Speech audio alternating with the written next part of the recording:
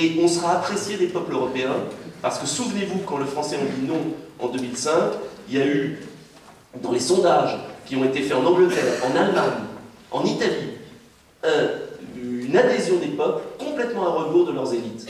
Et notamment, Lech Walesa a dit une chose extraordinaire, je trouve. Lech Walesa a dit ce jour-là, un jour les Européens remercieront les Français. Pas de peau, les Français ont renié leurs paroles 2 ans après. Bon, ça y est, mais c'est pas perdu. Voilà. Alors je ne sais pas si j'ai répondu complètement à votre question, mais en partie, et sur l'affaire de Bretton Woods et de... comment il s'appelle? Je ne me souviens plus de son nom. Larouche. Ben, les deux, parce qu'ils vont ensemble. Je pense qu'ils ont bien évidemment raison. Mais pour que change le système mondial qui est tenu par les grandes multinationales, et pourtant je ne suis pas la Ligue communiste révolutionnaire, bon, mais c'est visible à l'œil nu, et qui tient la commission de Bruxelles. Demain, je m'arrêtais, demain, à l'Assemblée nationale, il y a un truc incroyable.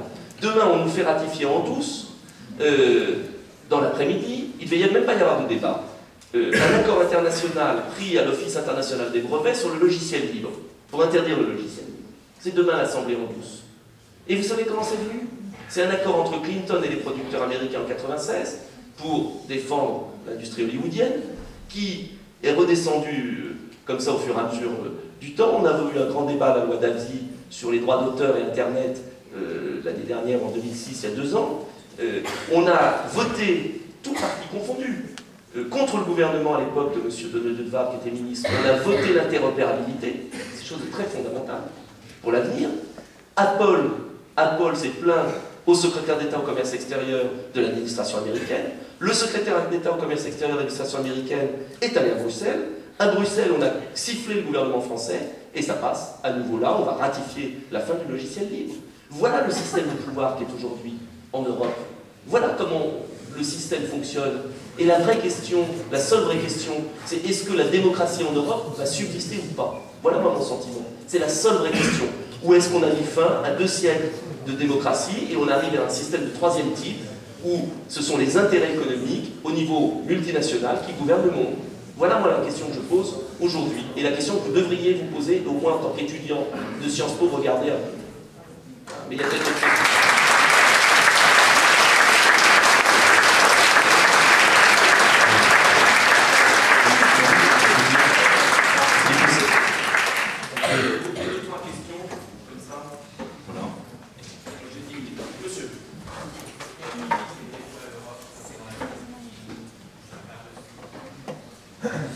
Moi, je pense que la Turquie ne fait pas partie de l'Europe.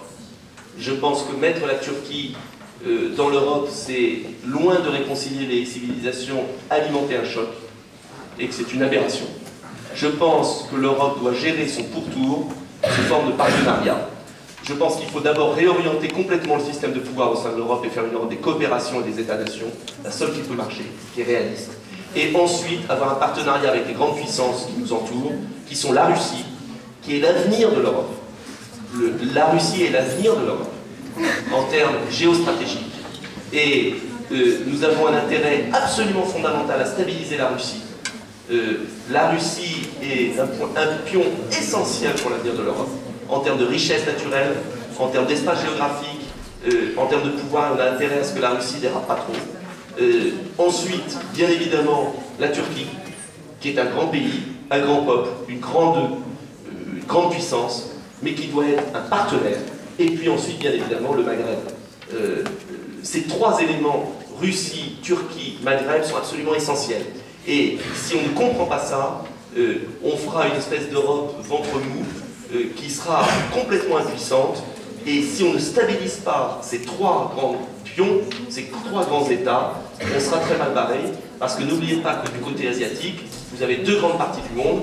Vous avez l'Asie, avec la Chine et l'Inde, et tout le continent sud-est asiatique qui va se développer de manière considérable, et qui représente 3 milliards, 3-4 milliards d'habitants. Et vous avez de l'autre côté les États-Unis, qui ont la chance d'avoir l'Amérique du Sud, qui aussi représente un potentiel, qui n'est pas dans les mêmes difficultés que nous, l'Afrique.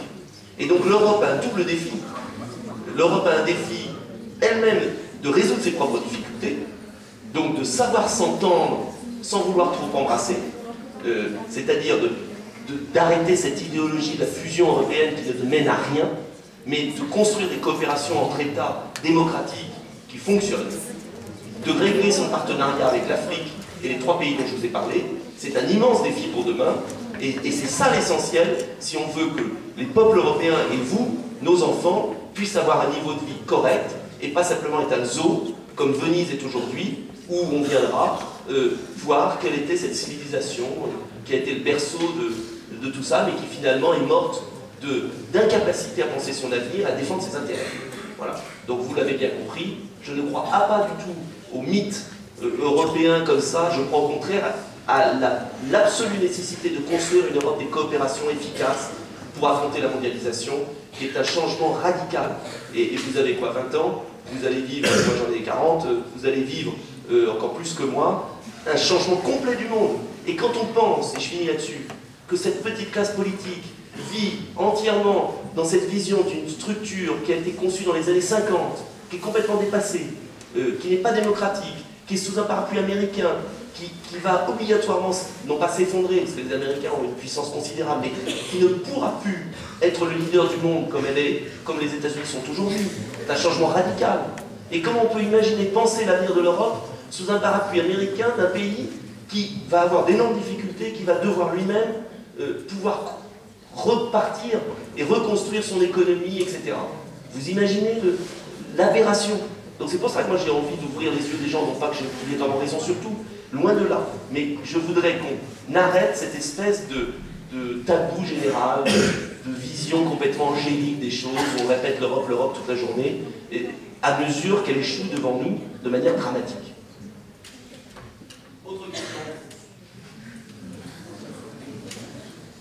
Allez-y. Excusez-moi, mais des fois j'ai du mal à vous suivre parce que vous dites tout le temps que tout est de la faute de l'Europe si ça fonctionne pas bien. Donc vous voulez une France plus forte, qui garde des prérogatives, mais en même temps vous dites que si ça fonctionne pas bien, je reprends votre exemple sur les entreprises françaises, que s'il y a des délocalisations et tout ça, c'est à cause de la classe politique française qui ne fait rien. Mais il faut savoir que si la France se renforce, mais que sa classe politique fait rien du tout, ça ne changera rien dans ces cas-là, donc j'ai du mal à vous suivre. C'est de la faute à qui? À l'Europe, à la classe politique française? C'est de la faute. Vous êtes un peu paradoxal là-dessus. Quand vous ne faites rien dans un pays, vous vous en remettez aux autres. C'est tout. C'est très simple. Qu'est-ce que le gaullisme? Qu'est-ce qu'a été le gaullisme? C'était d'abord de dire, si vous voulez vous en sortir, c'est vous qui allez vous en sortir, c'est nous. Et ça se fait au niveau d'une nation. Qu'est-ce qu'on veut? Et quand on veut quelque chose au niveau d'une nation, on règle ses problèmes beaucoup mieux avec nos partenaires. Regardez ce qu'a fait Kohl, Helmut Kohl. Helmut Kohl qui restera sans doute comme l'une des plus principales personnalités européennes de la seconde moitié du XXe siècle. Helmut Kohl savait qu'il voulait la réunification allemande. Ça ne l'a pas empêché de participer aux institutions européennes. Mais il y a eu un seul objectif de l'Allemagne, se réunifier.